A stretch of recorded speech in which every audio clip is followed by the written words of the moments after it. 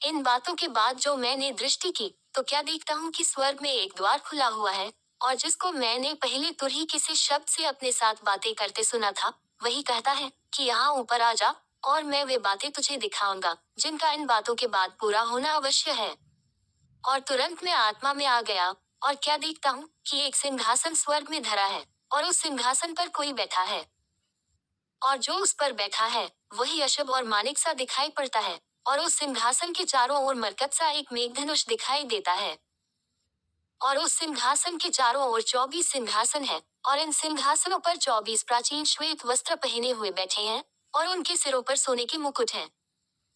और उस सिंहासन में से बिजलियां और गर्जन निकलते हैं, और सिंहासन के सामने आग के 7 दीपक जल रहे हैं। ये परमेश्वर की 7 आत्माएं हैं। और उस सिंहासन के सामने मानो बिल्लौर के समान कांच का सा समुद्र है, और सिंहासन के बीच में और सिंहासन के चारों ओर 4 प्राणी हैं, जिनके आगे पीछे आंखें ही आंखें हैं। पहला प्राणी सिंह के समान है, और दूसरा प्राणी का मुंह बछड़े के समान है, तीसरे प्राणी का मुंह मनुष्य का सा है, और चौथा प्राणी उड़ते हुए उकाब के समान है।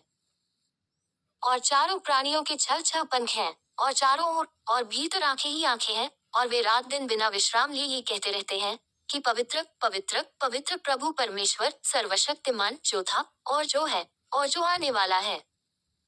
और जब वे प्राणी उसकी जो सिंहासन पर बैठा है और जो युगानुयुग जीवता है, महिमा और आदर और धन्यवाद करेंगे,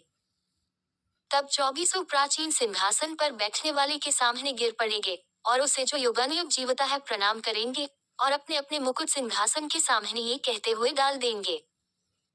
कि हे हमारे प्रभु और परमेश्वर, तू ही महिमा और आदर और सामर्थ के योग्य है, क्योंकि तू ही ने सब वस्तुएं सृजी, और वे तेरी ही इच्छा से थी और सृजी गईं।